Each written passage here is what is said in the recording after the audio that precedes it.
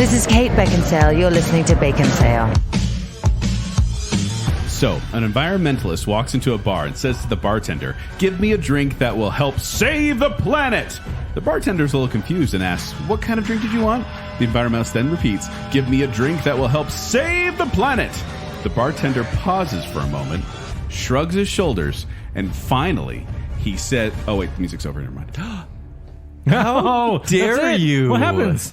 The music says we got to move on. The intro's done. Did you run out of budget on that joke? The music is done. We got to move on. Welcome to Baconsale. I'm Joel. I'm Ken. And I'm Zach. We'd like to thank you for listening to our last episode, our Fandom Not Found episode, where we exposed our shortcomings once again. And nobody jumped on them at all. Is it weird that this is the most engagement we've had all year? In a while. It's great. Guys, Brandon Sanderson fans came out of the woodwork. Yeah. Apparently, all of our fans are Brandon Sanderson fans. Yeah. You know, when you Nerds.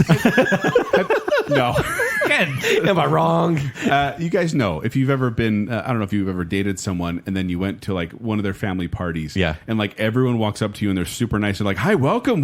Hi, come join us here. Come. And I was like, oh, okay. That's what it felt like. Yeah. I was a little overwhelmed. That series. And I love how the big No one theme- agreed either. Yeah. No, nobody agreed on where to start. But the big theme of it was, hey, Joel, here's all the smart ones. And then here's the other ones for you, Zach. Zach, it was like, yeah, you don't like hiking? Yeah, me neither. No, well, a couple of comments I want to throw out there. Yes, there was a lot of suggestions on Brandon Sanderson and even some Brandon Mull for me, the Brandons. But Gehrig. Couple specific ones I want to say. Andrew Sanders said, "I just wanted to say I support you guys in all your endeavors. Thank you. I still need to read all of Narnia too, Kent." Okay. There you go. I'll take it. And Zach, I would love to be your hiking buddy when I get down to the lower 48. He's up in Alaska. I was really happy to hear that. And then he goes on to say, "We'll go rucking." And What is that? I'm out. What does that mean? What is rucking? It's like hiking with a giant, heavy backpack. Oh. Nope. What? You had me until rucking. Makes sense. This is Jerry Maguire too? I should Oh, R.I.P. I should clarify, by the way. Thank you, by the way, for the suggestions about Brandon Sanderson. It was overwhelming, but I do plan a couple of suggestions. I'm not going to mention whose, but a couple of your suggestions I will follow. We'll find out. Yeah. No. And then Shane Hyatt said, "Joel, Brittany and I have enough stuff for 4 people to play, and I'm willing to show you and your wife how to play pickleball." I'm not falling for it. Fake. It's real. It's all made up. Pickleball is a made up sport, and we all know it.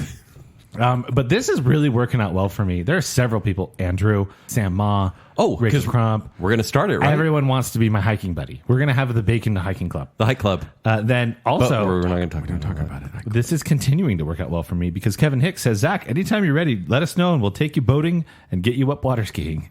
Yeah. Wow, you mooching actually paid off? This is great. This is my Wow. favorite episode.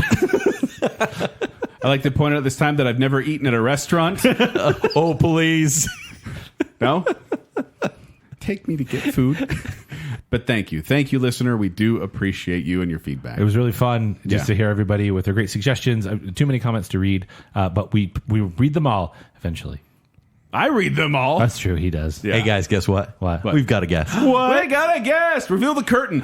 It's Debbie Foster. Debbie Foster. Ciao. Hi, Debbie. Hi, How you doing? I'm doing well, thank So you. I was going to say, I'm glad I finally got your song done just before you arrived. Otherwise, I would have felt bad.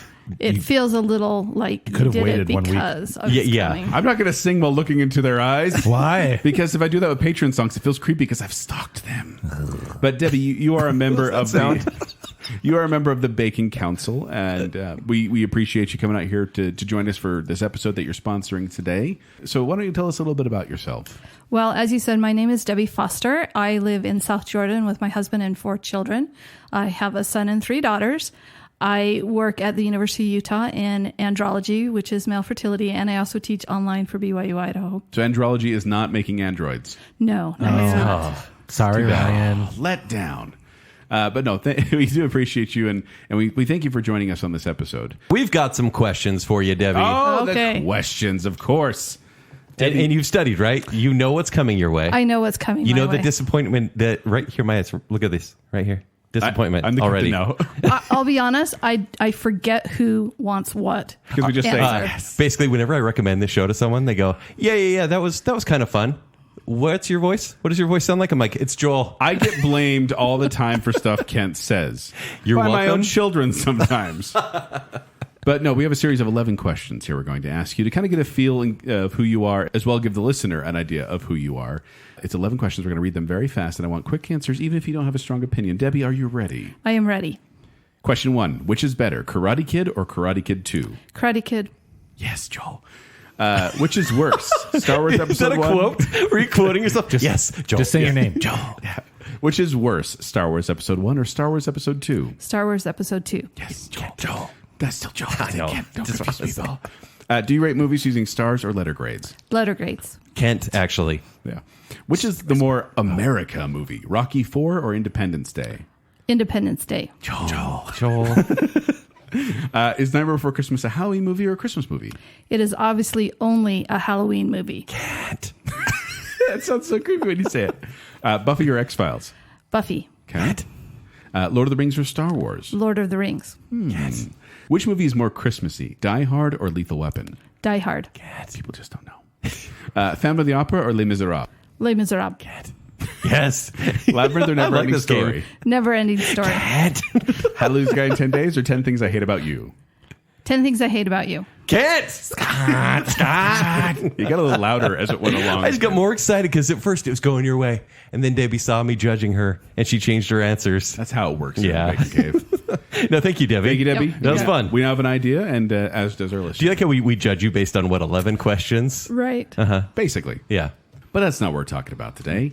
What are we talking about today, Zach? In the arms of Only $4. Wait, you can dogs support with 3 this legs? Oh, That's no, what we're we talking should about? do a show about that. Are we no, tearing We're doing. animals that are missing limbs? No, save it for season 12. We already tiered animals. Now we got to do maimed animals. No, we are talking We're in about. trouble. We're talking about shows that ended too soon. Canceled too early. Gone too soon. Too soon. There's so much TV out there now. Some shows, they get a fair shake, and they get to finish their series.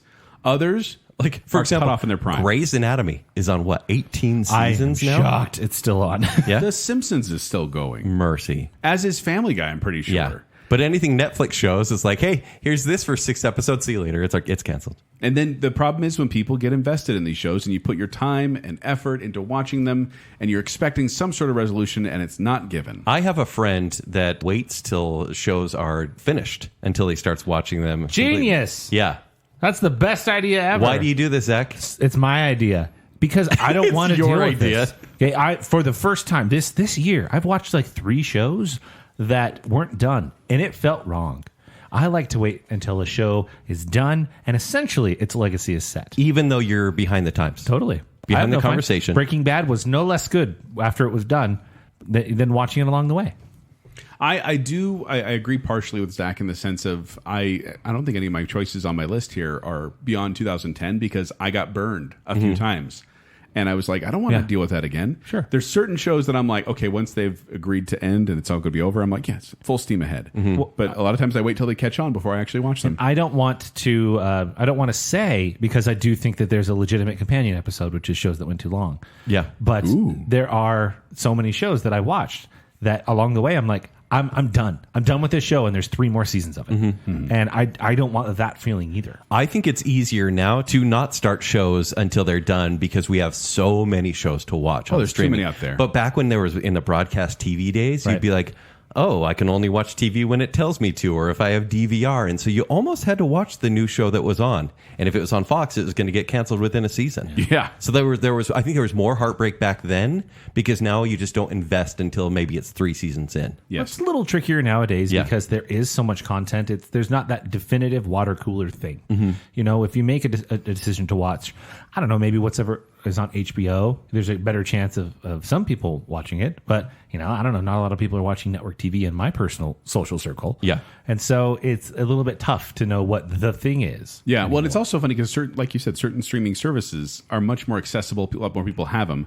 I think that Ted Lasso single-handedly saved Apple TV Plus from becoming just, Nothing. another streaming service that no one really Crackle. cared about.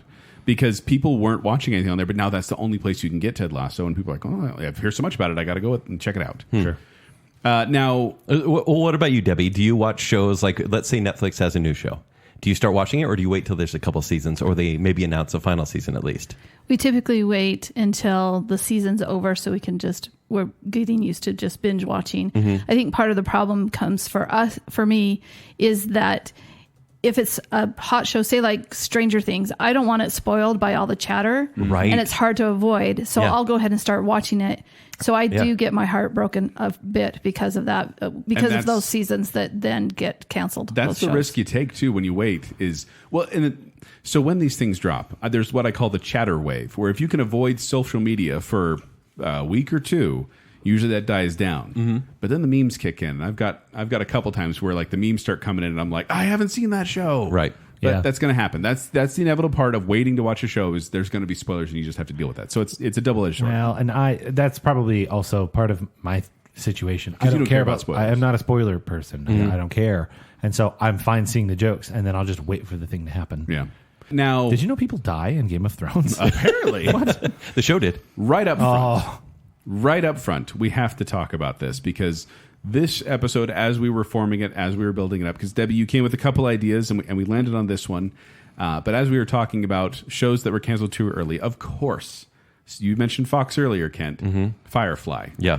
Firefly is one of those iconic, every single list you look up online of like shows that were First one canceled that comes too to early, mind, I think. that's going to be on it. Yeah. And it's just one of the first answers people give. So this show is not, we're not going to have any of those as our official pick on our list, but this show is going to be brought to you by Firefly. Sponsor? It's just know that we all agree that, well, okay, I'll say this. I think Serenity gave Firefly the capstone ending that we needed, and I'm grateful for that. Yeah. I don't want anything after Serenity. You don't? No, I'm Okay. good. You know me in reboots. I'm not huge on them. And I will say, I actually saw the movie first As did I. and heard there's a series, and we went back to watch it, and then we're disappointed that it was just the one season. And it just Yeah. ends Right. with Jubilee. Because the show's just okay and the movie's really Right. cool. I am. Right. Just kidding. But Joel didn't hear. I'll listen to it when I listen to this Okay, episode, sure. and I'm gonna send you an angry GIF. He always does. But I think that if we were to have gotten more Firefly, it might have gotten to the point Zach talked about where it wouldn't have been as good. I like that it is encapsulated in that really amazing season and the great movie together. Right, but shouldn't we be able to know? I mean, yes, we can talk about the hypothetical success or potential of a show, but it's nice to get 4 to 5 seasons and maybe have it be in syndication or on streaming and just know that the legacy is there instead of going, what if? It's true, but also it's sometimes asking you get too much of a good thing. Look at Arrested Development. Ooh. It was canceled. Everyone went, no, Yeah. bring it back. They brought it back, and everyone went, 3 seasons are good. 4th and 5th, no one talks about. Yeah. And so and there's other shows too, like Seinfeld. Sometimes even Community. Well, yes, but Seinfeld, for example. Yeah. Seinfeld is one of those shows that season 9 is just as funny as the rest of the series. Right. There's some iconic episodes in that final season. They had more stories to tell, I'm sure of it, but they gave us some closure, and they left us wanting more, which to me, that's what you do with a TV show, is leave people wanting a little more. Right. And so what we've done is I don't know if this is like a personal ranking for you guys, but we wanted to choose different shows. So we've all kind of come together with just like a scattering of shows that may be current, maybe from past decades of television, Yes. but ones that we think were slighted, that were maybe canceled too early. Like maybe it just went one season. Maybe there's a few seasons, but we never got a definitive ending. Yes, because some of my picks, I will say, they started petering out near the end. But then maybe it was canceled just unaware. Yeah. And then it's like, but we didn't get as an audience, closure, you never knew. and I need closure. Right. So we're going to be presenting 5 shows today. Yes. Yeah. You're just going to give us a little book report on the show? Yeah, a little bit. Yeah. Okay, so we will be I read talking about Jurassic these Park. shows. We will be talking about how some of them ended. So we will give Yes. spoiler alerts when necessary, but just know a general spoiler Wait. alert. Okay. We're going to be talking about these episodes. 5, 6, 7, 8. We're going to spoil these shows. Not all of them, and not all of them really matter if they're spoiled. There will be spoilers, but the biggest spoiler is a lot of this stuff doesn't get resolved. Sorry. Yeah. Yeah. All right. Joel, please start us off. What's your first show? All right. I have another disclaimer. Oh, come on. Look, Is this show ever going to start? this is the start, because Welcome to the show, Debbie. I went back and forth in this pick the whole time. But the problem is I've talked about the finale of Pushing Daisies. Oh, my word. And my Here we thoughts go. on how it should end. Hold on. Let me pull that from the rafters. We retired that jersey a couple of years ago. We haven't retired it yet. We retired Queen. We haven't retired Pushing Daisies. But I talked about on episode 10 way back at the beginning, Lost and Found in Translation. Yeah. Episode 103, the finale countdown, and episode 309, the one where we talk TV, where I literally talked about the ending, why it ended, and what my pitch was for how it should have ended. Yeah. So I am not including that in my list. Well, it's up in the rafters. But it would be against next to that thing. It would be against the very fiber of my being to not mention Pushing Daisies being canceled too early. Yeah. Because that is also one you'll see on every single list on the internet, right next to Firefly. But for my first pick of this episode, I'm going to sing you a little song. Oh, yay. I like when this happens. Do we get music too? We run, we jump, we swim and play. We row and go on ships. But the thing that lasts forever are our dear friendships. Anyone? Camp Bonawana, we hold you in our hearts. No? No. Salute Your Shorts, Nickelodeon? Never watched it. fart. It's I Never- hope we never part. Now get it right or pay the price. Never, not once. No, this is one of those. If you don't know Salute Your Shorts. Hold on. I've seen an old show and you haven't. Oh, get real. It's Nickelodeon. Hey. Nick. Nickelodeon. No, this was one of those shows. I'll read the synopsis here. A group of kids at summer camp form friendships as they spend time harassing a buffoonish camp counselor. Now, there are actors here. I don't know any of the actors' real names, so I'm just going to give their character. I know their names, but no one really knows their names. There are actors in this show. Yes, you got Ugg, the counselor. You got Zizi. She's the nature lover. You got Donkey Lips. You got Bobby Budnick. You got Telly. You got Sponge. You got Dina. You got Michael Stein or Pinsky, depending which one you go with. But it's these group of kids at a summer camp who are just having adventures. This is one of those things that I didn't really have this on my mind until I started doing research, and this came up, and I was like, wait, are you kidding me? Because this only ran 2 seasons. There are only 26 episodes of this show. But it had an impact with you. Oh, yeah, an impact on Nickelodeon. Okay. This show kind of saved Nickelodeon. So this went from 91 to 92, and the complete series has never been released on any form of home media. What? That's because no one wants to watch it. They do. Would you rewatch this? Would you have your kids watch it? Oh, definitely. This is one of those I think everyone kind of knew and watched. Maybe not religiously, but it was just people knew it. It's based on a book called Salute Your Shorts, Life at Summer Camp.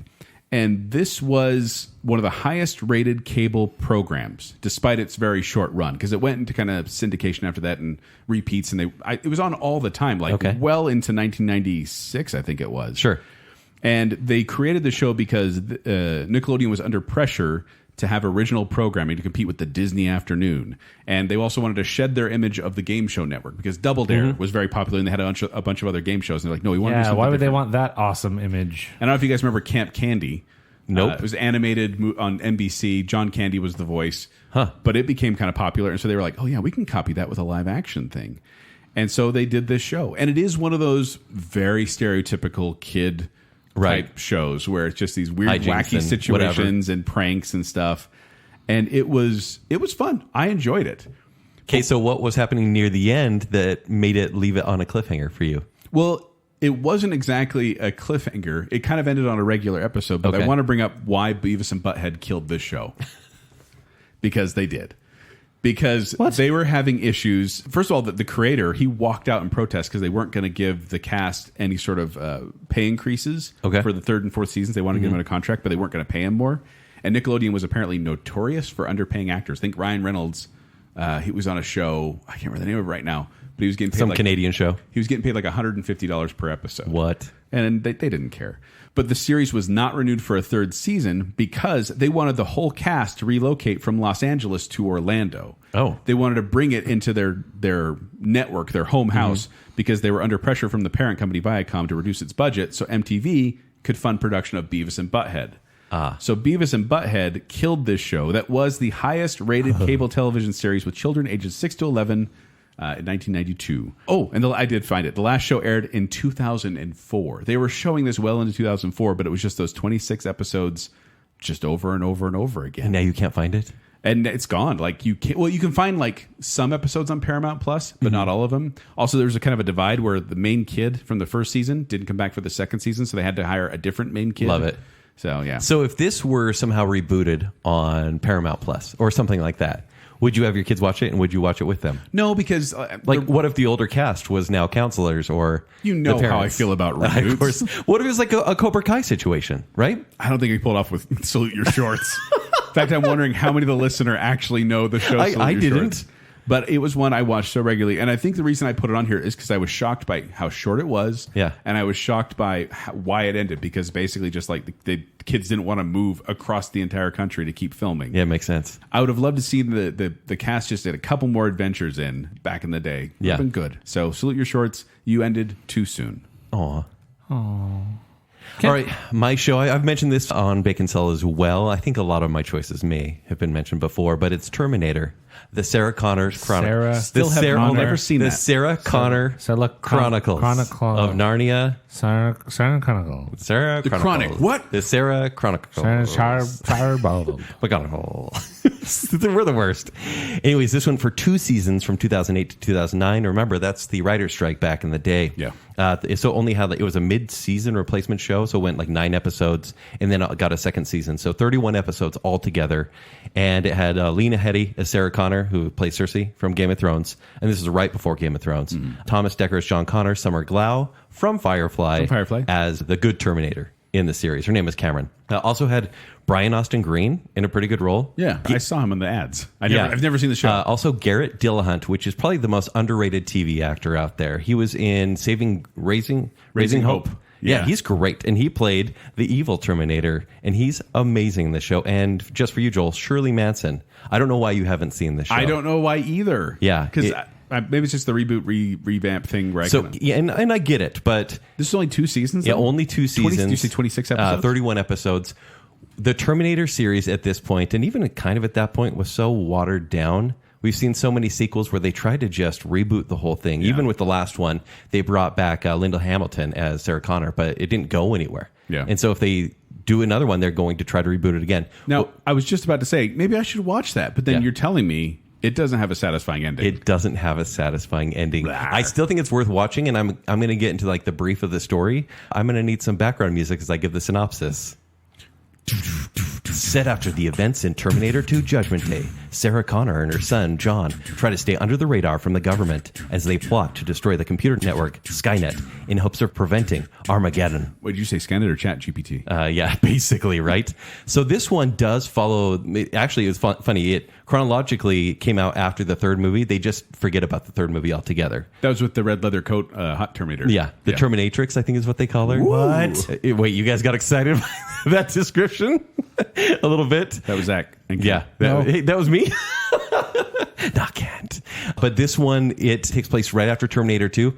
And of course, it does this thing where it's like, yeah, it's 1999, guys. But the show took place in 2008. So they're like, let's get these guys in a time machine to 2008. And that's essentially what they do. They do it in a way that you're like, yeah, it's Terminator. There's time travel. That's fine. And so they bring them to present day. So they're no longer fugitives. The cops think they're dead.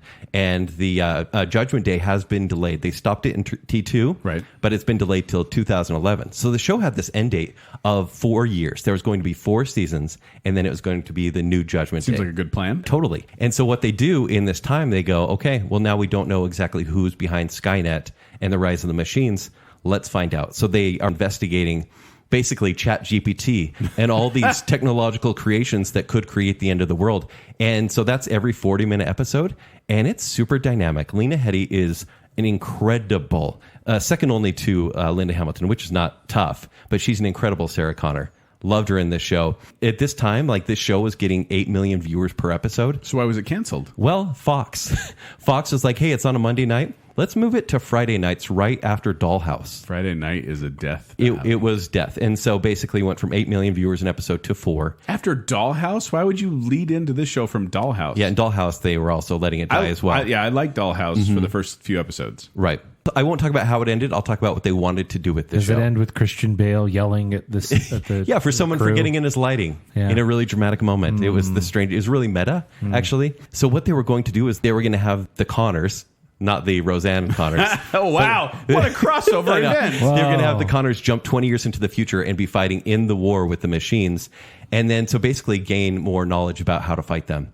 And then at the end, Cameron, played by Summer Glau, was going to send him back a week after Armageddon, after the apocalypse. And he was going to become the general that we all know. So it was going to tie in really beautifully with the movies. They never got a chance to because they canceled it. Wow. Super mad. I like how we gave a huge spoiler alert at the beginning and then Kent's like, I don't want to spoil this. I know. Now I feel bad because I want people to watch it. I still think it's really cool. All right, Debbie. So the show that actually stimulated this whole conversation was the one is my inspiration. Yeah. Is my first pick, and it's Terra Nova, and that was in 2011 on Fox. It was Fox. I know, right? It was I'm produced. sensing a theme. It was produced by Steven Spielberg and Peter Charon, so there was a lot of hype for it. It starred Jason O'Mara as Jim. He was in Agents of S.H.I.E.L.D., Shelley Kahn as his wife Elizabeth, and Stephen Lang as the commander, who was the colonel on Avatar. And I was going to say, it looks like he's playing exactly the same role as he's playing in Avatar. This is IMDb's description. Centers on the Shannons, an ordinary family from 2149, when the planet is dying, who are transported back 85 million years to prehistoric Earth, where they join Terra Nova, a colony of humans with a second chance to build a civilization. So it's... But what about the dinosaurs? Exactly. So what happens is apparently scientists discover this rift that allows only a one-way human transmission to the back to prehistoric Earth. Mm-hmm. So the mom and 2 kids are selected. The dad was a police officer and then arrested and in jail because they violated the population control and had a 3rd child. How dare they? But the dad and the 3rd child sneak on board somehow and get through this portal. So they all arrive. And then it's Jurassic Park meets 65 type of thing. Okay. Wait, what's 65? It's a movie from Adam Driver. Just a total survival movie. Yeah. So they have this colony and they're trying to live and work and so forth. Is it like fenced off and everything? It is. It looks like an old fort with these big wooden timbers. Uh-huh. And you find out there's a group that's there under the guise of building Terra Nova, but they're really there to mine and steal resources and have them shipped back. So there's like a conspiracy going on behind everything. Right. Okay. Wait, but wouldn't mining in the past cause issues in the future?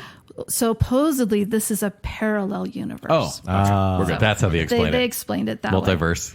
So what you see is this group, and the commander's son is one of these groups, which causes a little more drama. But they get back and forth. They kind of learn about what's going on. And then the son of the commander learns how to get humans transported back. So it's no longer a one-way passage. Mm-hmm. And so that invites people to come in and invade. And they have this big battle. And then it ends with a couple of cliffhangers. And then it ends. So I remember seeing... How many seasons did you say? It's just one season, 13. Just one season? 13 episodes. I remember seeing so many ads for this one, and I'm assuming you did too. Did you start watching this one from episode 1? Yeah, I think we were a couple of... we missed a couple episodes, so we did have to go back and watch them. But so you're watching, though, you're like, this is pretty good. This is pretty good. And then nothing. canceled. Yeah. Why? Was it a budget thing? It was partly a budget thing. So what they said, I thought this was really interesting. Fox Entertainment president at the time said, if this is all we make of Terra Nova, we made money on it. The studio made money on it, and it seems to have resonated with family audience. There's a show, if we were to bring it back, there's an audience there. But creatively, it was still looking for its identity.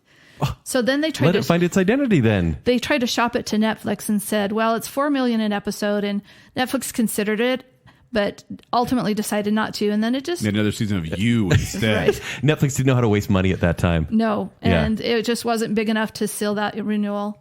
But they wouldn't automatically cancel it because it was this big budget, big thing. I will say that the ending has a few spoilers. They find something from 18th century out in the Badlands. And so it's like, where did that come from? And then they're still trapped because... And just to clarify, 18th century is after prehistoric times, right? Yes, it is. To make sure.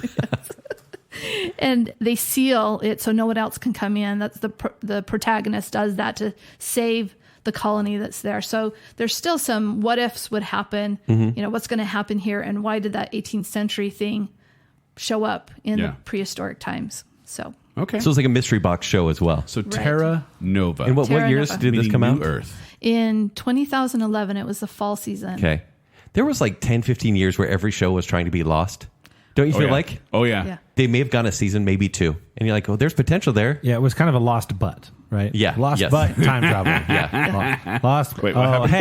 Hey, none of that. Hey, with exercise, the right kind of exercise, you can get that back. Oh, and I will say the dinosaurs were scary, but they weren't 65 scary. Okay, constant terror.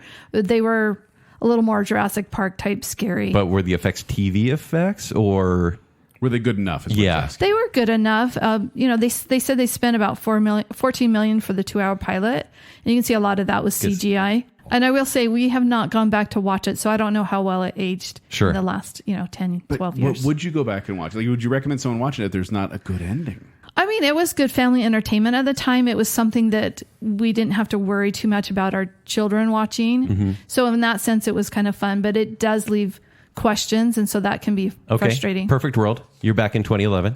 Hopefully a good year. They say, okay, we're going to cancel this show, but we can make one more series, or we can make a movie based off of this. What would you want to see?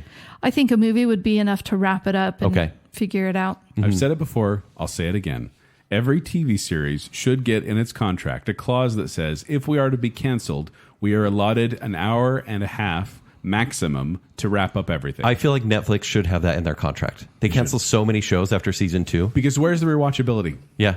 Like, this is good for the studio as much as it is for the show itself, the showrunners. Now, you mentioned everyone was trying to be Lost, Kent. Yeah. My next pick is exactly that. Is it Lost Butt? No, it's not Lost But.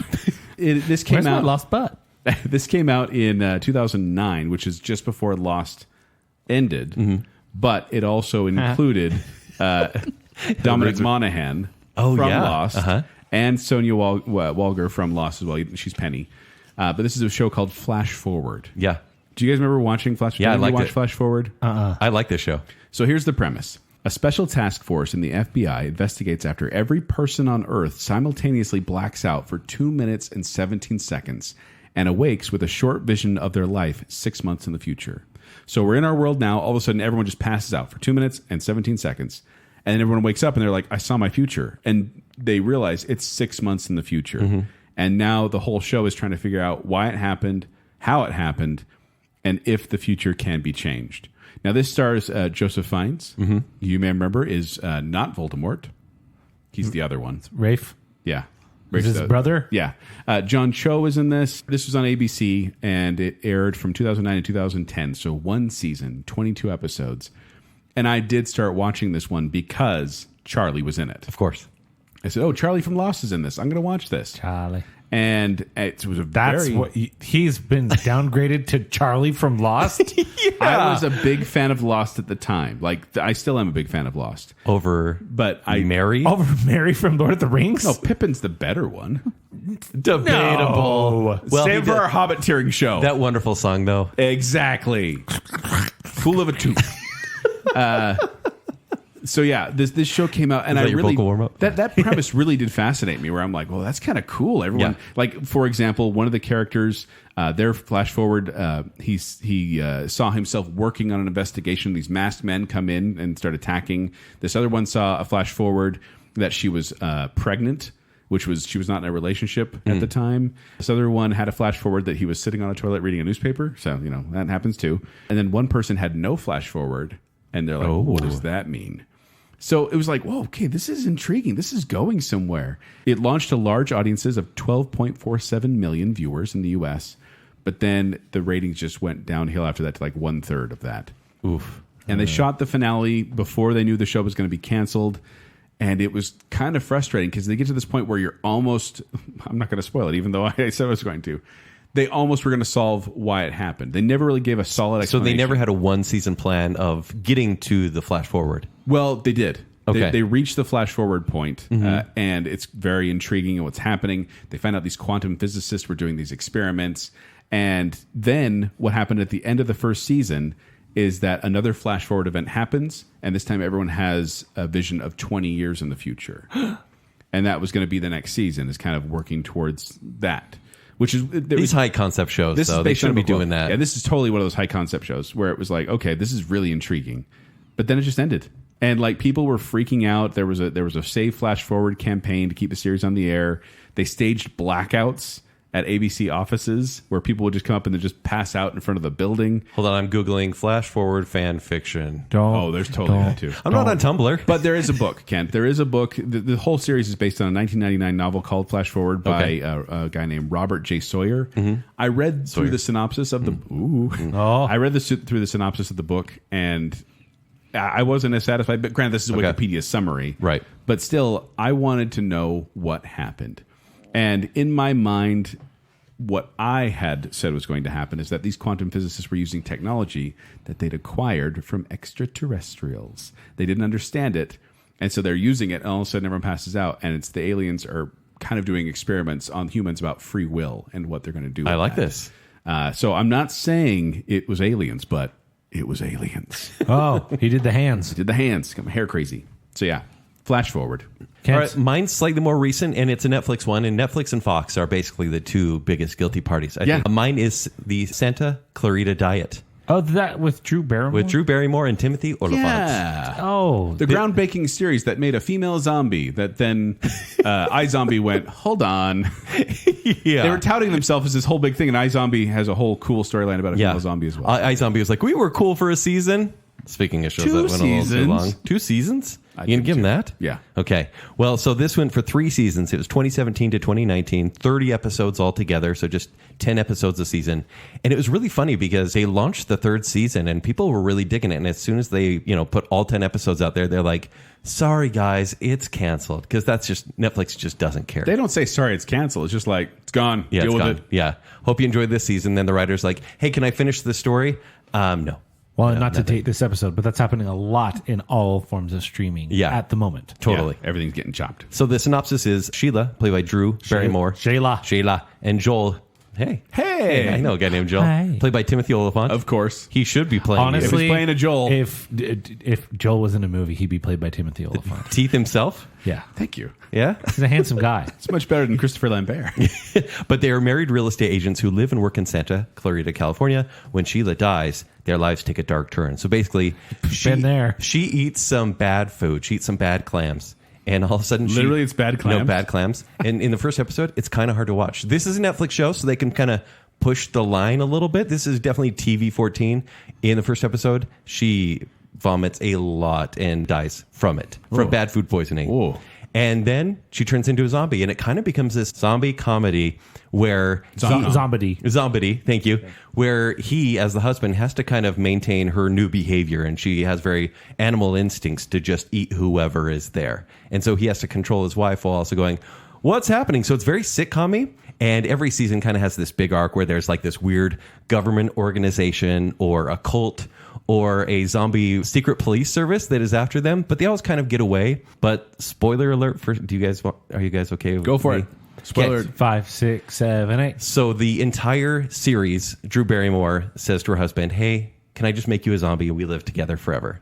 Is that okay? He's like, no, I don't want to be a zombie. Also, I think marriage works because it's temporary. I think we love each other because it will eventually end. Pretty sure this is the plot of Twilight. But that's, yeah, I guess so. Wow. And he does die in the last episode. There's this weird meatball with legs. It's ball legs. Meatball with legs? Yeah, no, there's this weird mythology in the show. But this meatball with legs crawls. It's a thing that turns you into a zombie. It crawls in his ear and kills him immediately. And then she sees her husband dead. And then she's like, well, bites him. And then he wakes up and says, oh, hi. And the show ends. And you're like, okay, so they're both zombies now, maybe? Or maybe that weird spider ball thing is going to turn him into another creature altogether. We don't know because the show will never get into it. And it's really too bad. And this one was the Netflix basically saying, hey, we pay for all of our shows up front. And with every season that goes on, then I think this is Netflix's thing, actors are going to ask for more money. They're going to ask for bigger budgets to make the show. And even though there's a fan base, they say, sorry, there's not enough people watching. Which hurts. Yeah. By the way, I just looked up Mr. Ball Legs. Yes, Mr. Ball Legs. And just because I was like, what is that? It's an astute Oregon red ball. That, what? Transfer, that is weird. That is weird. That's why I try not to go into it because it's a really weird plot point. Maladraga. Oh, it's got eyes on it. It's like it has eyes. Yeah, it's like a weird brain spider. I don't like that. But here's the thing. It's very comedic in the show, but when it crawls into his ear canal, you're like, oh, don't. And it kills him. You're like, okay, now what? And we'll never know. This petition to reignite the show, it has 240,000 signatures. People really want this to come back, but it's been, 4 years now? So seems like it's never going to happen, and Drew Barrymore has a daytime talk show, I guess. That You guys, it's just wonderful for you to be here. But this one does deserve a Netflix movie. Maybe another series, I wish, but I think at least a movie to wrap it up. Give me an hour-and-a-half movie. Show us what Joel is like now that he's a zombie, and both of them have to kind of live their lives in secret. Debbie? So my second pick actually is a live action adaptation. Hold on, Joel, don't say anything yet. I'm listening. Of Nickelodeon's Winx Club, which was Wings or Winks? Winx, W-I-N-X. So that animated show was from 2004 to 2009. And this show is on Netflix. The one I'm talking about is called Fate, the Winx Saga. And it was in 2021 to 2022. Now, I will say its rating is not Nickelodeon friendly. Oh. It's a TVMA. Which is interesting, right? I am thinking, is Winx the toys you'd get from Target? Because I have 2 daughters. That they were like the spinny fairies? Yes. They're Yet fairies. it became a TVMA show? Yes. How did they justify that? I don't know. Were they just like, hey, our audience has grown up, maybe? Maybe, but what's really interesting, Was this isn't a CW drama, is it? Does it look like it? It looks like a CW drama. I will address that in a few Sorry, minutes. we're all cutting you off, but yeah, go ahead. No, that's okay. But the creator of the animated series wanted to make a flesh and blood version for years. He proposed it back Wait, can we call them flesh and blood versions now? Yes, Okay. that one's much better, doesn't you. it? Did you guys see that new Disney Flesh and Blood remake? Thank you, Debbie. That's now a new thing on Baconsale. That's canon. Absolutely. So he wanted one as far back as 2011, but Okay. he was a cartoonist and he hadn't really worked with live action before. So he actually produced one of Nickelodeon's live action series, Club 57, which I don't know. Oh, at but Disneyland. It's really hard to get into, right? Oh, it's Mike Myers. Okay. Yeah. Sorry, we're the worst. It's 2 seasons and 13 episodes, and it was recently canceled this last year. It stars Abigail Cowan as Bloom, who's the main character. And then the other one that's the most well-known is Robert James Collier. He was Barrow on Downton Abbey. The Thomas butler Barrow, guy. yeah. And Oh, okay. We like Thomas Is he a Barrow. bad guy in the show? No, he's a good guy. Because Thomas is No, not a good guy. other Thomas. But not the butler Thomas, like the driver Thomas. Okay. Or not, yeah, Barrow. There's 2 Thomases There's in Downton Tom and Abbey? Thomas. No, it's the butler Thomas. It's the butler Thomas? Yes, but he's a good guy in this one. I was thinking of the wrong one. I'm sorry, Tom. So The other one's Tom. this is the description. Yes. Bloom, a fairy with fire powers, enrolls at a magical boarding school in the other world called Alfea. She shares a suite with Stella, a light fairy, Aisha, a water fairy, and Tara, an earth fairy. With the help of her friends, Bloom starts to learn more about her past. Meanwhile, ancient creatures called the Burn Ones return to the other world and threaten everyone on Alfea, or Alfea, I don't know which way it's called, part of the magical realm of Solaria. So it's a typical teen angst Sure. school, high school type. The fairies have a group of students, also mostly young men, but not all young men, that are there to be their protectors and kind of fight, be their security. And that's where Barrow's role is he's the head of that security. It was named Branson, by the way. That was my mistake. Saul Silva is the character's name. But the reason I laugh, Joel, is because one of the main reviews says it feels like a show that would be more comfortable on the CW. It looks like the schedule. pictures looked like it. So is So- this one you'd watch with your kids? Winks. We started to, and then I had to put the kibosh on it because Okay. of the MA rating. So, Dang. But I went ahead and finished it because they wanted to know, and so I could describe to them what happened, and then we would let them watch parts of it. Gather around, children, as I described to you in censored detail what happened. Exactly. Unlike How I Met Your Mother, where he just tells them everything. Yeah. Far too much. So the first season, just as a recap, Bloom learns to kind of harness her powers, and you see these burned ones, and she's the one that's going to be the savior, but she has a hard time figuring out what her powers are. Has been adopted by normal people, so coming to this is a whole new thing for her. She develops a relationship, of course, with one of the guys that's not a fairy, and she finds out that her real parents are still alive.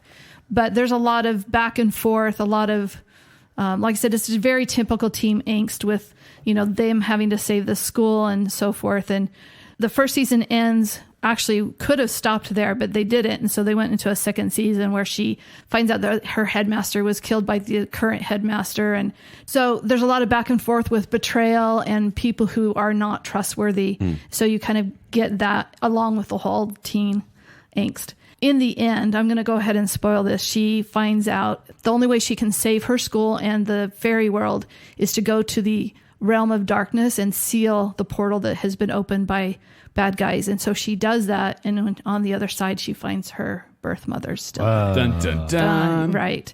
And so it's this show that's just kind of left Does like it end right there? it ends there. Oh, come on. And so it's just left on this cliffhanger. And then at the end of it's throughout kind of at the beginning of those credits, they show that there's still another shadow that comes in the graveyard. And there's a note saying that this person has 2 other sisters. And so there's a kind of this lead on how are we going to resolve on both sides? How's she going to get back to the fairy world? And what's the shadow doing back when she supposedly took care of everything? So why was it canceled? Well, it did really well. Once again, this is Netflix, but it did really well the first season.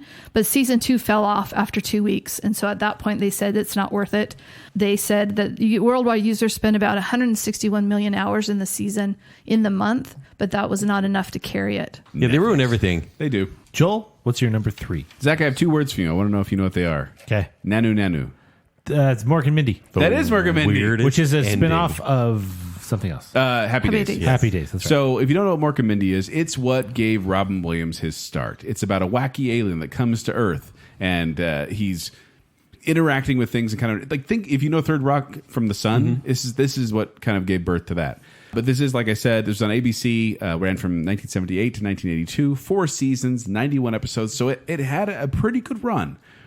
But the problem is that it ended on this weird note. The weirdest. And I have a personal experience with this. Okay. Because I remember as a kid, now this ended in 82, so I wasn't watching it. This was in reruns. Yeah. But I remember watching this episode where there's this woman who turns out to be an android, but she's also a bomb, and she blows up their house. And then I didn't get to finish I didn't get to watch the next episode. And that was like the last Mork and Mindy episode I saw that I remember. And I had this what happened? And I was so worried about it. Yeah. And then later on, and particularly doing research for the show, I was like, oh, okay, I can watch that episode and then watch where it went. And so that was actually a 3-parter. That was the first part of a 3-parter about this evil alien who was chasing Mork and Mindy. And they end up going back to prehistoric time to get away from this. He uses ruby red slippers to get away from him. And they go back to prehistoric times. But then the bad guy follows him there, and he clicks his heels again, and they end up going through this time vortex. And then they end up at a cave painting, and that's the end of the series. And we don't know what happened to them. What? And they just didn't get renewed. Like, ratings were going a little down. Ratings had slipped, and they decided... So he's lost in time, essentially. Well, they say, he says, where will we end up, Mark? And he says something like, no matter where it will be, we'll be together, or something like that. Yeah, but that's still But it's just like grim. cave painting. In fact, it was so grim that they had another episode called The Mork Report that they filmed before this episode. This 3-parter, Gotta Run is what it's called. Okay. And they flipped it so that 3-parter happened. And then just the next episode, it's a regular episode about Mork learning to be how to be happily married on Earth, and he gets a promotion. And that's how the show ended on the air. Okay. And truth be told, I think that's a fine enough ending for the show. Sure. But I would have at least explained something about how they got back from prehistoric times and how that guy stopped chasing him. Because it really is one of those endings that everyone kind of talks about, like, yeah, but what happened? Like, it's such a downer. So Mork and Mindy, it is an acquired taste. Meaning Robin Williams acting is not even at its manic. most Robin Williams, but very a certain side of him an early version of that. Yes, they said the scripts were actually really short because it would just say something like, and then Robin does something funny here. They didn't even write it. Man, what a cheat code for writers. But also he also improvised a little not family friendly a lot of times, so they had to kind of hone that in a little bit. What? Kind of like you sometimes. Color me shocked. But yeah, I do enjoy Mork and Mindy. It is definitely dated. I will not deny that. Yeah. It's funny that it got so dramatic in those last couple episodes because the show wasn't about them being pursued or bad guys coming in. No, I think and all that. They were trying to mix things up a little bit per season, and I think every time they tried to fix something, it made the show lesser. Kent? Netflix, The Dark Crystal, Age of Resistance. I'm so sad that this show's done. I'm not the biggest fan of the Dark Crystal movie. I am not either. That's why I didn't watch the series. I think it's a lesser tier 2 80s fantasy movie. It's a lesser Labyrinth. Okay, and Labyrinth's already tier 2, so... Hey! We both agree that we like Labyrinth I'm joking. Story. But yeah, so this was brought back 37 years after the original movie, and it's a Jim Henson production. Came out in 2019, 1 season, 10 episodes. This was voiced by Taron Egerton, who played the main Gelfling, Anya Taylor-Joy, Simon Pegg, Mark Hamill, Jason Isaacs. Wow, that's quite the cast. Andy Samberg, Helena Bonham Carter. They couldn't afford that cast. They literally couldn't afford the cast. Also, they had 170 puppets, 75 built sets. This is all practical, and 83 puppeteers. And arguably one of the worst names of a show I've ever seen. The Dark Crystal: Age of Resistance. Age of Resistance? It's Come on. It's like a Transformers, Age of Resistance. Pull names out of a hat. Terrible. So this is a prequel to the Dark Crystal movie because, as we know, if you've seen the Dark Crystal, it's very sad.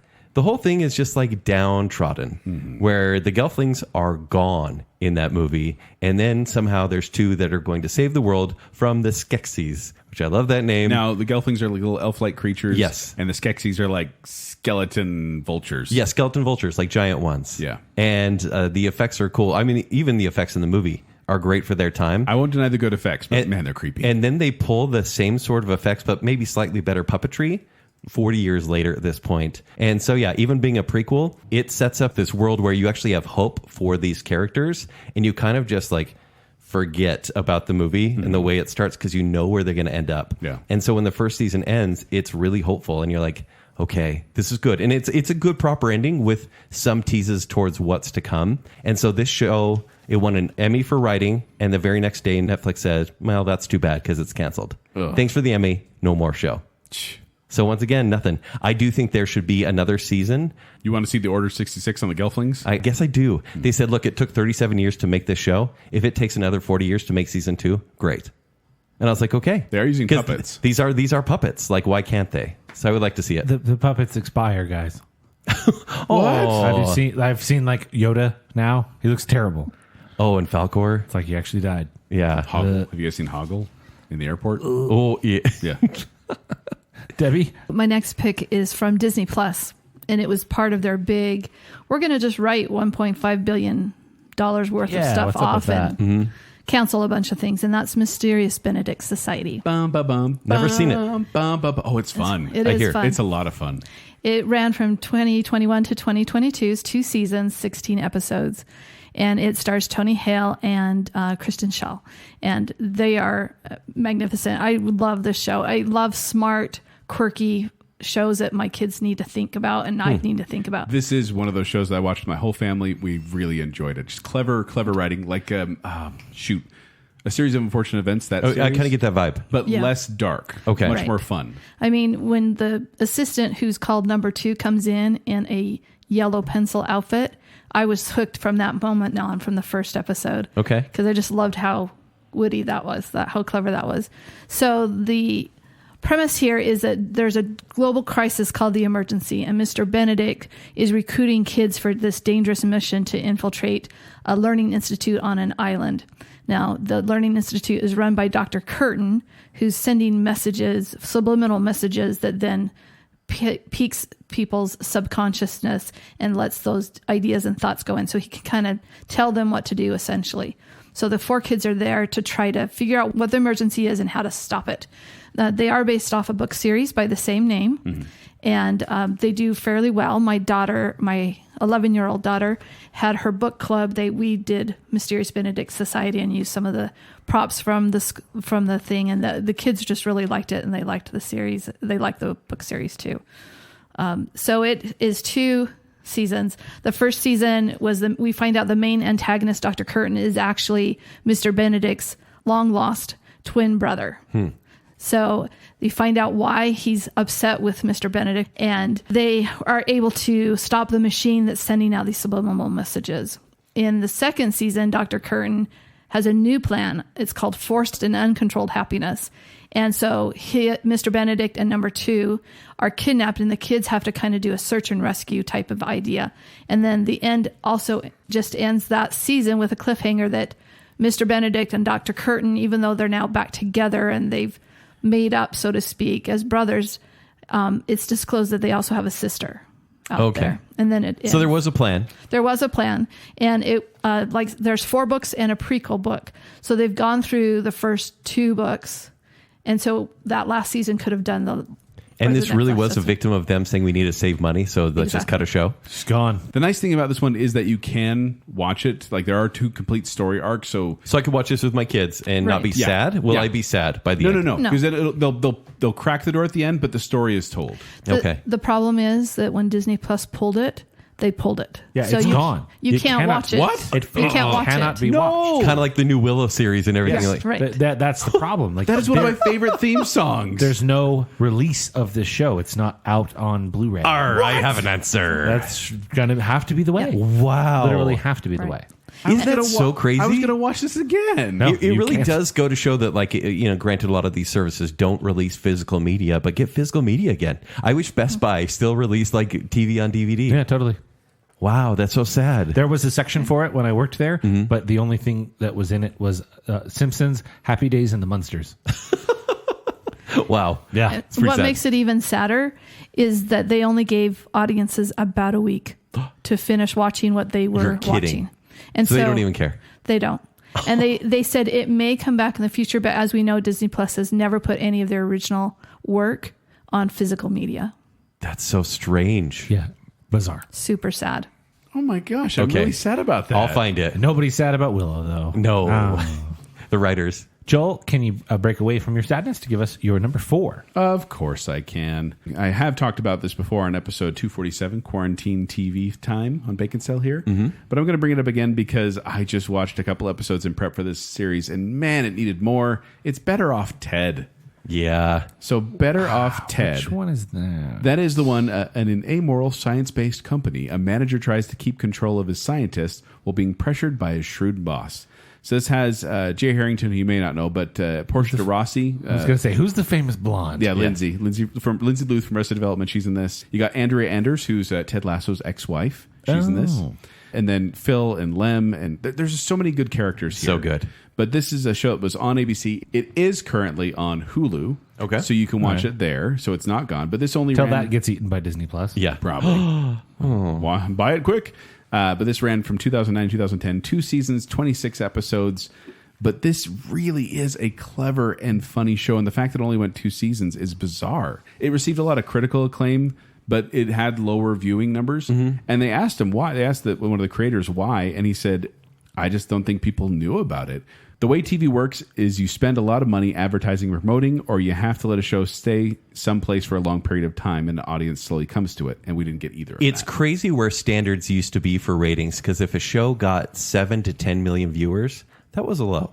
Yeah. And now for streaming, shows like, for example, Succession just had its last episode on Max or HBO, and it had 1.7 million viewers for its last episode. So this is like talked about on Twitter. No one really watched it, but it's like critically loved. Yeah. And it went for 4 seasons. But yeah, your show, Better Off Ted, probably had near 10 million.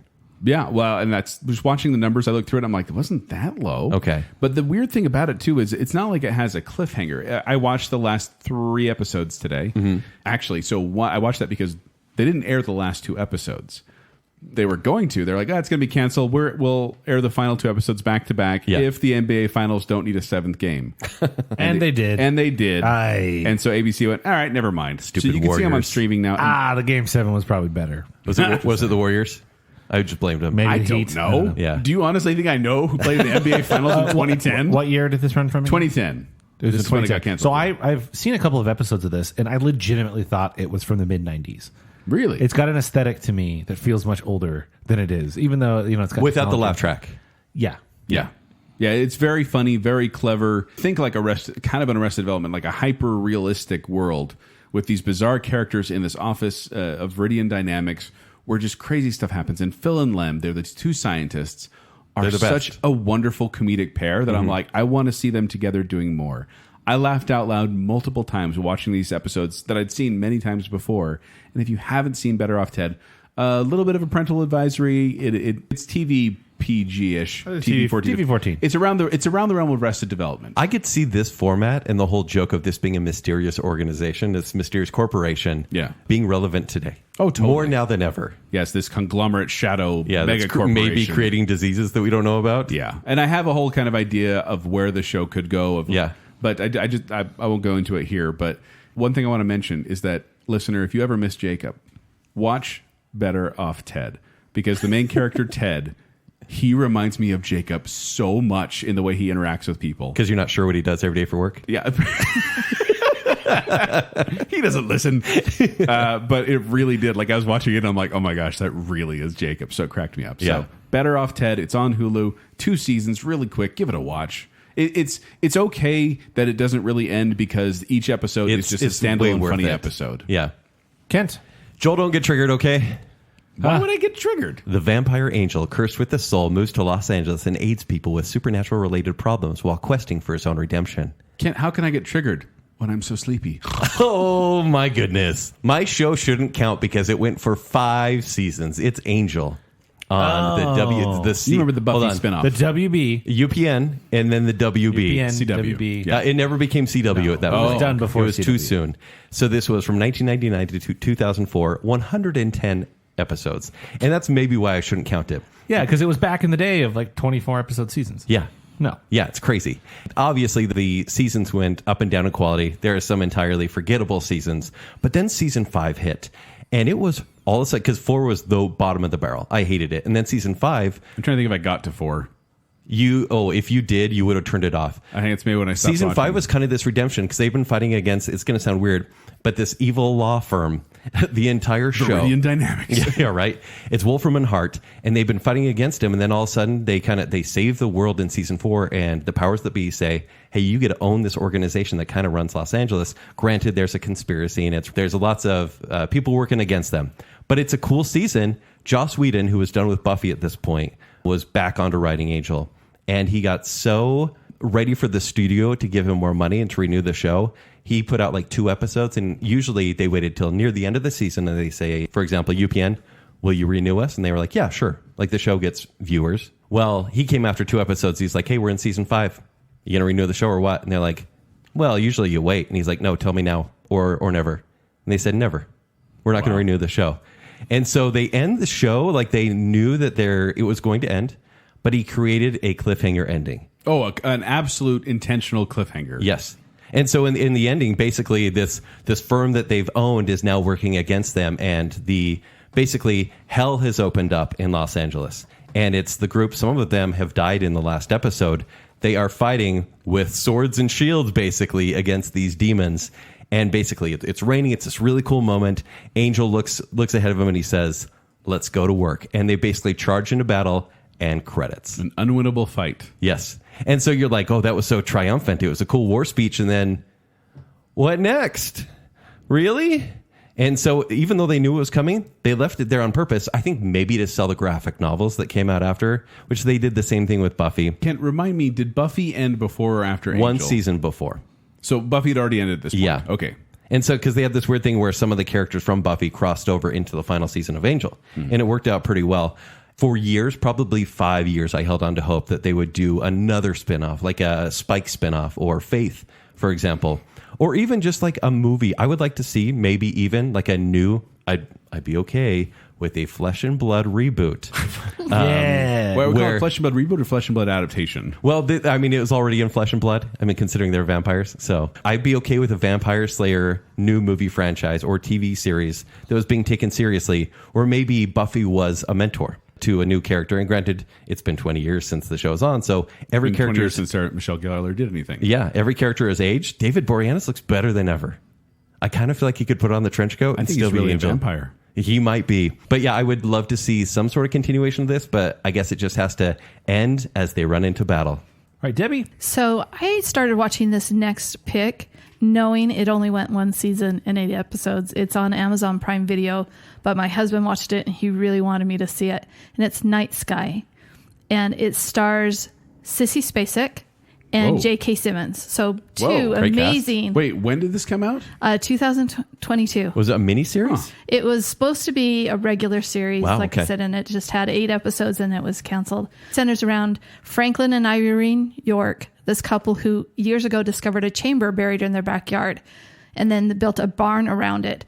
But they found out that this chamber teleports them to somewhere else. And so they actually look at this alien planet. And they often, throughout the years, would just go down, go through the portal, and sit their little chairs and just kind of watch the alien night sky. So that was kind of what they did. But one day, there's a stranger in their portal, and he's sick, and they don't know what to do with him. So they bring him into the house, and that starts the series and the season. And what you learn is that this stranger they call him Jude. We don't really know what his real name is, but he starts to talk, and he needs to get certain places, and they need to keep him a secret because they don't want to tell anyone about their bunker.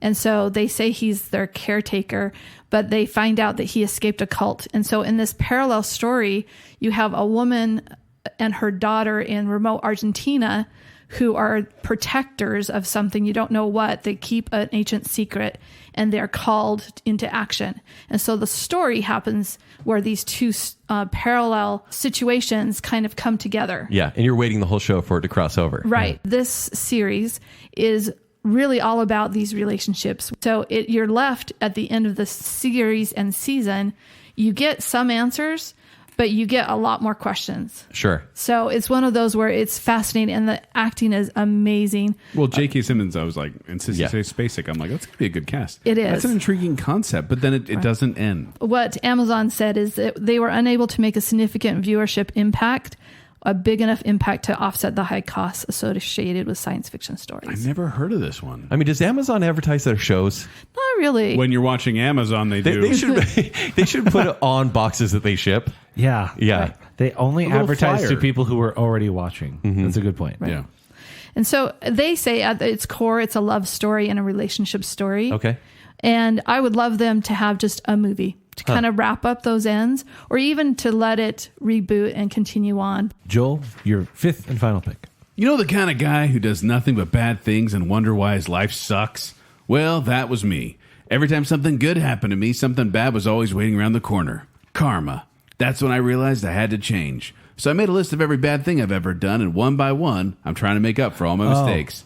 I'm just trying to be a better person. My name is Earl. This is called My Name is Earl. This is My Name is Earl. And it's a show starring Jason Lee as the main character there, Earl. His brother, Ethan Suplee, Jamie Presley. Margot Robbie in this one? No, it's Jamie Presley. Trailer, the Margot Robbie. The American version of, yeah. But this is one of those shows it's just this goofy comedy created by Greg Garcia. And it ran from 2005 2009, so 4 seasons, 96 episodes. So it had a good run, and it did. Was it good all the way through? No, it's really started to go First downhill. 2 seasons I near the end. really liked.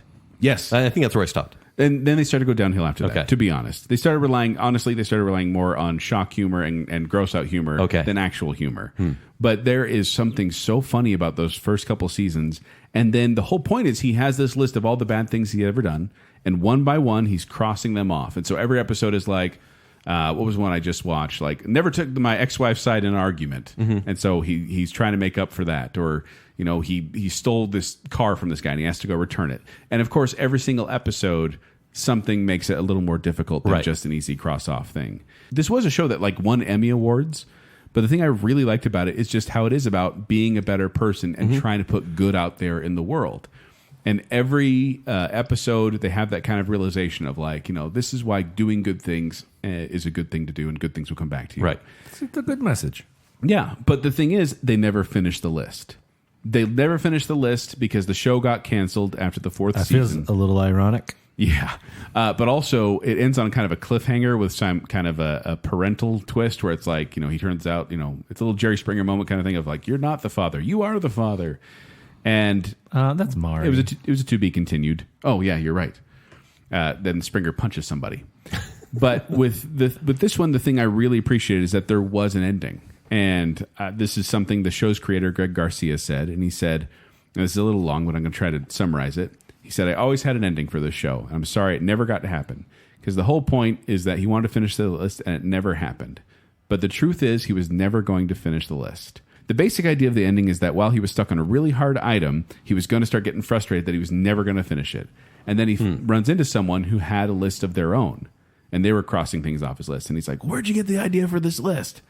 And they say, "Oh, hey, I heard about this guy who had a list of writing all the wrongs that he'd done, and I decided I wanted to do that too." So then Earl realizes that he started a chain reaction with his list, and everyone else is starting doing their list. That's great. And he started putting more good out in the world than he was bad. That's now headcanon. Yeah. So then he's like, you know what? He tears up the rest of his list, and he's a free man. He walks to the sun as a free man with good karma, that he's finally at peace with what he's accomplished. And I went, And then I feel like you would probably do something bad just after that. Yeah. You like know? a turtle or something. Yeah, exactly. But the characters in here are hilarious. It really is a funny show for a while there. And I do feel bad they never got to finish it because I think that's actually a really good ending. And I almost want them to film just that ending, except for the fact that Ethan Suplee is now super ripped. Yeah. But yeah, My Name is Earl. I recommend watching it, even though, once again, it's kind of in that Office, Arrested Development world of a little bit dirty. But Yeah. the funny Ray shows up. My Name is Earl. All right. My last pick would be X-Men, the Fox cartoon from the 90s. It's coming back. But it's coming back. X-Men 97. Yes, and that's exactly what it is. That show ended with a cliffhanger, and they kept making the show, but it wasn't the same studio that made it. Yeah. And so then all of a sudden they had this whole thing with Cyclops and Jean Grey and Mr. Sinister, and then all of a sudden there was like 4 or 5 episodes made by someone else, and they had nothing to do with anything else. And so still fans were like, what happened with those guys? I've been watching this happened to the recently. animation? There's a shocking amount of dinosaurs in this. There's a lot. They this go to the X-Men Savage series. Land all the time. It's crazy. Yeah. weird. So I'm choosing Spider-Man, the animated series from 1994 to 1998. And while doing This is the one where Spider-Man's voiced by Greg Brady yes. from the Yeah. 90s Brady And Bunch it's movie. fantastic. I actually looked at the history of Spider-Man cartoons, and he actually has basically no luck. Anytime there's been a Spider-Man cartoon, this one is the longest at 5 seasons, 65 episodes. Because even shows like Spectacular Spider-Man was like, I think it was 2 seasons. Really? That's it? That's it. But it made such a splash, right? Yeah. But it's always cut off a little bit too early. And even the new one that that Disney Plus is going to come out with, because of budget cuts and because they got rid of, well, it's karma now, getting rid of the Benedict Society, they may not even launch the show. Wow. Which is pretty crazy. So obviously it's Spider-Man, but the reason I love this, well, granted, it's nostalgia because it's the one I watched when I was a kid on Saturday mornings. But it has all the classics. It's not quite the quality of like something like Batman the Animated Series, but I thought it played the villains almost as well. Like I think all the classic Spider-Man villains we know, for me, are iconic because of that show. Is it available to watch anywhere? I don't know. It's streaming on Disney Plus. There's a couple stories as to why it was canceled. For example, one of the producers says, hey, our contract was 65 episodes. We made 65 episodes and we were done. And the fans were like, what? Well, but why? Because the story they left it on was... It was the Spider-Verse, basically. Yeah, Spider-Verse. So right before they get to the Spider-Verse... Spider-Wars? It's the Clone Wars. Yeah. And so... What? Yeah, What? right? Crossover. So what they do Here come is the Connors. There's a story arc where Green Goblin throws Mary Jane off of a bridge and she ends up in a portal, lost in time, basically with Mork and Mindy somewhere. She's a cave painting somewhere. Who knows? And so Spider-Man is like distraught. And he's like, well, my world is over. And then it goes like a whole season of him without Mary Jane. Like he's trying to get close to Felicia Hardy, the Black Cat, and stuff like that. Then all of a sudden he finds Mary Jane. He's like, oh, the love of my life is back. They get married. He goes, Mary Jane, I'm Spider-Man. This is Peter Parker, not Spider-Man. But yeah, he goes, I'm Spider-Man. Tells her his secrets. And then all of a sudden they go... Post-marriage? Yeah, post-marriage. That's a risky move. Right? They go on their honeymoon, and all of a sudden she turns into water. The Mary Jane he married was an Hydro Mary Jane. Yeah. I'm watching this as a kid going, wait a minute. What did you just do? They're married. She's a water woman? And all of a sudden- woman. And she basically dies. And she says, if Mary Jane loves you a fraction of the amount that I love you, then you need to find her. And then all of a sudden they have 3 episodes where he hangs out with the clones and tries to save the world. Like there's a spider... Is a spider punk in that? Yeah. And then when they save the world, Madam Web, who will also have a upcoming movie from Sony that no one will see, she says, okay, let's go into the portal and find Mary Jane. Done. Credits roll. I've actually seen this one. Yeah. But they said they were done. Didn't you say they were done with they're writing? done. They said 65 episodes were done. Why would they not give us some resolution then? Nope, nothing. So this one would be easy. If X-Men 97 does well, granted now it's on Disney Plus, and I'm afraid about every show that's on there now. If that show does well, I'm hoping they can go back to this because although Sony may have the rights on this one, so that might be tough. It's tricky. But there's so much they can do. Again, And say, it is, as far as I'm aware, it is on Disney Plus. It's the second thing Okay. I watched on Disney Plus ever. oh, okay, good. Yeah. But they could easily say, hey, there's lots of Spider-Man in Across the Spider-Verse. The spoiler alert, I guess. But him being one of them can go back to his world and say, okay, now that we've saved the world again or whatever, let's go find Mary Jane. And they could lead that right into either kind of a Spider-Verse cartoon with the 94 Spider-Man going in there, or just start a new season. I want to see what happened to Mary Jane. Okay. Also, the voice of Spider-Man is Prince Eric from The Little Mermaid. Is that it? Yeah. Okay. And Greg Brady. Okay. But, Wait. Prince Eric. Greg Brady is Prince Eric? Yes. Headcanon. Wow. Yeah. Debbie, finish this off. Okay, so before I talk about my last pick, I do want to give a couple of honorable mentions. Oh, please do. Please. So these are some that I think needed another season, even though they probably ended okay. And the first one is Anne with an E. Oh, with people Netflix. were so upset when Anna they got Faris canceled. Gables, yeah. Right. And this new adaptation is just wonderful. And they do, at the end, at least acknowledge that they have feelings for each other, Anne and Gilbert, but then it just ends. So you don't know, well, if you've read the books, but you don't know Yeah. how that And goes Kent forward. has. As well he should. Yeah, Anna Avonlea's great. Yes. Dairy Girls. That had 3 seasons and 19 episodes. And even though the language was a little spicy for my taste, I really loved those girls. And I would love to see what had happened to them later, even if it's just a special later. Sherlock, the BBC. The problem with that one is that every season was it's diminishing returns. Right. It is. But I do love the two of them. What happened together. at the end of that series? Spoiler for everyone listening. See, I couldn't even tell you. What's his name dies? Moriarty. But does Didn't he really? die like 9 times? Yeah, I was like, does he really? But Okay. I enjoyed those actors portraying Sherlock and Watson. Yeah, some of the So- most brilliant TV I've seen, Right. and then Yeah, some of they're the really worst. good. Yeah. And then the last one is Shadow and Bone, which is currently waiting to hear whether or not it gets renewed. It's on 2 seasons right now, right? Right. It's just finished its second Isn't season. that one of those adaptations, Shadow and Bone adaptations? It is. So we may have to revisit that in the future. So do you want a Flesh and Blood Shadow and Bone adaptation? Spicy. It is really interesting because it pulls from her 3 separate series and it kind of mixes it all. So if you enjoy the books, the series And Kent does. is kind of upsetting, but I see it as the series then gets you interested in the books. That's a which, vampire one too, right? no, No, it's Shadow and Bone. Witches? Shadow and Bone is where there's what they call the Grisha that have powers, extra powers, like they can manipulate wind or water or metal, Fire, fire, earth. And everything changed when the Fire Nation attacks? Exactly. Anyway, that one. Would you recommend watching that one? My kids really love it, and I Okay. enjoyed it. Like I said, it's very different than the books. It starts out with the same characters, but they mix. It looks like an expensive show to produce, Yes. which is why I think they'll cancel it.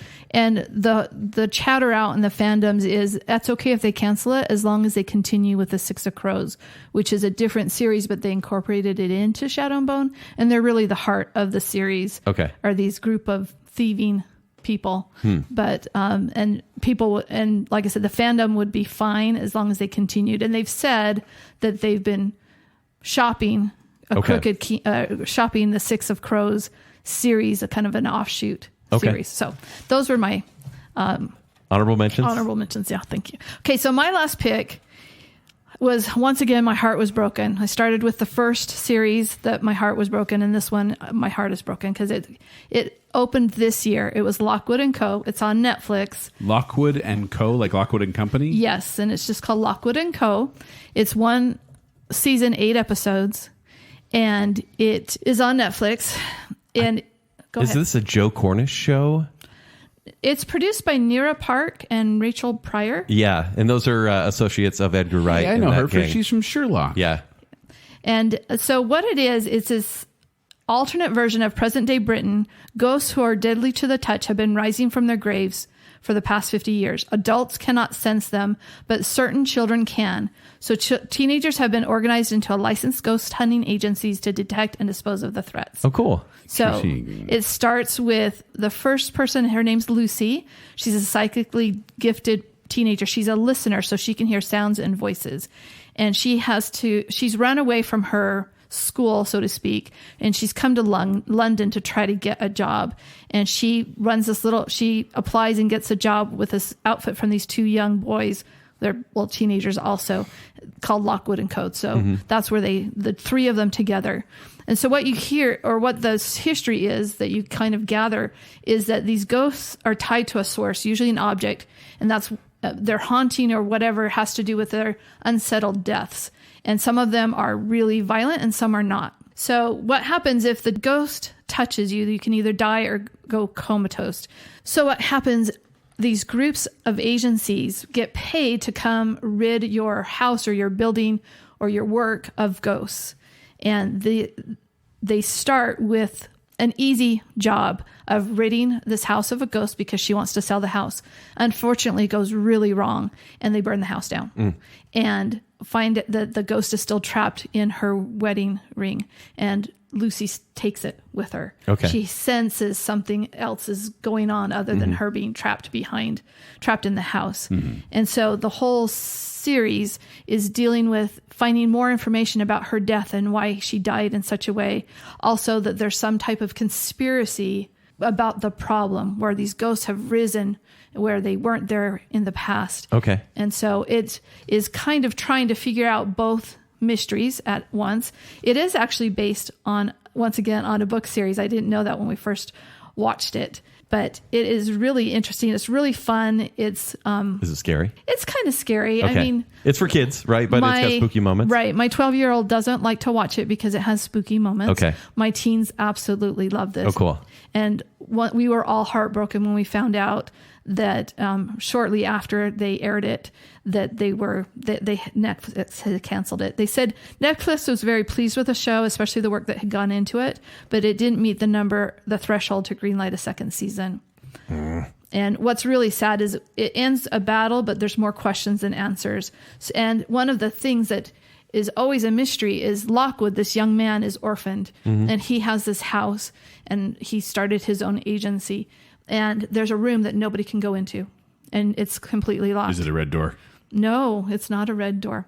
But at the very end of the show, after they almost die several times in this big battle, he takes his 2 coworkers up to the door and he opens it and it fades to black. What? So you never know. There's implications that it's part of his past and Sure. maybe part of the reason he's orphaned, but we don't know what's behind the door. Would the book solve that? From what I understand, the books have not solved it completely. It is related somehow, but it's not explicit on what it is. Okay. I had the trailer just kind of going on here silently on my computer as you were telling that, and it was pretty intriguing to watch. So it looks like a fun show. Yeah, we stumbled upon it, and so we watched it new because it had just come out, and my kids couldn't get enough of it. And so then when we were waiting to hear about the second season and then saw the news that it had been canceled, they were quite upset. We were all quite upset.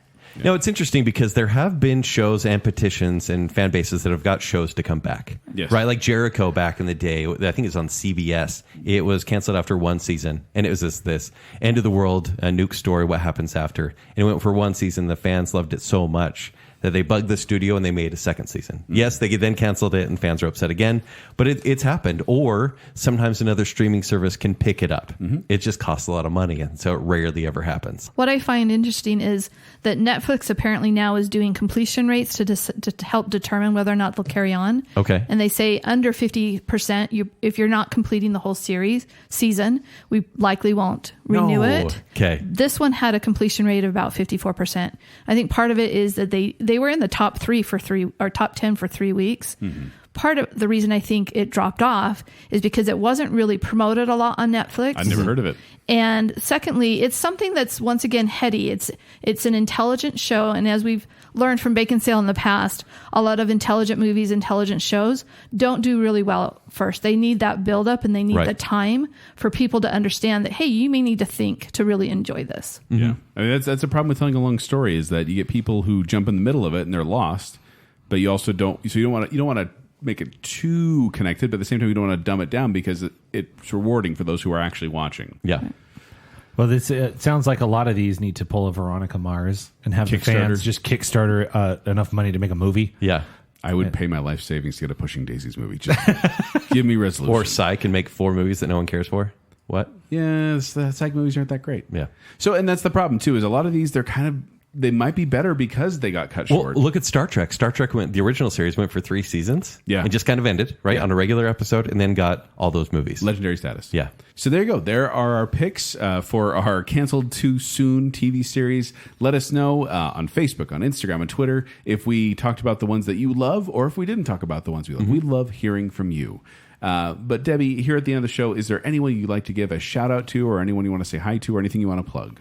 I'll give a shout out to my kids because they're going to listen to this one. They're the best, not just because they're pretty listening. Thank you for the food. They Yeah, they you brought us bet. treats. Yeah. So And for thinking we're famous. they do. They think you're famous. They That's love so you. cute. So shout out to Samuel and Abby and Olivia and Grace. Nice. Thank you. Thank you, guys. Thank you. But before we go, we'd like to give some love to our patrons, specifically the I Am the Listener tier, which includes Taylor Sanderson, Sir and Madam Hicks, Scott Sprague, Ryan and Marley, Rocky and Steph, Lady Terry A. Finley, Juice the Cooler King Swallow, Jennifer Kilkowski, Dave Kelly, Casey Cummings, Briggs is Hot, Angela Plotz, Andrew in the Cold and Dark, and Adam and Rachel Crump. And then we have our Baking Council, which includes the one, the only Chris Anderson, Stephen, everyone's favorite Ross, Star Wars expert Kyler, our favorite couple, the Madsons, Nicole D. Kale, Johnny English the Brick, Her Royal Highness Jessica Terry, Gloclin Daniel, Debbie Foster, woo! And Baker. Thank you, patrons. Thank you so much for your support. You are the dark crystal to our age of resistance. Come on, that one. You are the Santa Clarita to our diet. Okay. Pushing to our daisies. Oh, Because we're retiring that. you are the fire to our fly. Never talk about that again. Yeah. But if you want to find me, you can find me at 76Joel on Twitter, or you can find me performing with Quickwits. They perform at the Midville Performing Arts Center. For more details, go to qwcomedy.com or go to the Quickwits Facebook page. You can find me on Twitter and Instagram at Kenny3DD. You can read my movie reviews at ShowtimeShowdown.com. If you'd like to connect with me, you can do so on Twitter and Instagram at Tumbling Mustard. But more importantly, make sure you're following Baconsale. Please like that Facebook page and go to at Baconsale on Twitter and Instagram. While you're doing that, stop by tpublic.com/Baconsale, where you can get yourself some merch. Again, I refreshed my shirts and promptly didn't wear one to the recording of this episode. He's It's not fine. wearing a shirt. It's true. I forgot my shirt. It's terrible. And then if you like the show, you like what's going on here, and you want to support us further, visit patreon.com/Baconsale. Support starts at just $3 a month. You can get all sorts of fun benefits, behind-the-scenes notes from Joel. That's always a good time. Video reviews, extra random videos about eating food. And, of course, the infamous at this point, Bacon Bits, happening almost every week, but not weekly. Probably. We're not ready to commit to that yet. Patreon.com/Baconsale. So until next time. Oh, I never finished my joke, did I? So the bartender pauses for a moment, shrugs his shoulders, and finally says,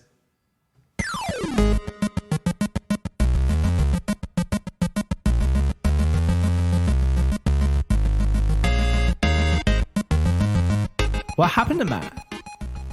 Why is everybody here? I say things. I don't know if you notice, we're like, Joel, yes, I have 4 children within 4 years. yes, you do. I'm used to blah. Okay. Pretty good. Show us your bum. Brandon Sanderson fans came out of the woodwork. Yeah. Nerds. Hey, Joel, here's all the smart ones. And then here's the other ones for you, Zach. You had me until rucking. Yes, Joel. Are we No, tearing we're doing animals that are missing limbs? We already tiered animals. Now we got to do maimed animals.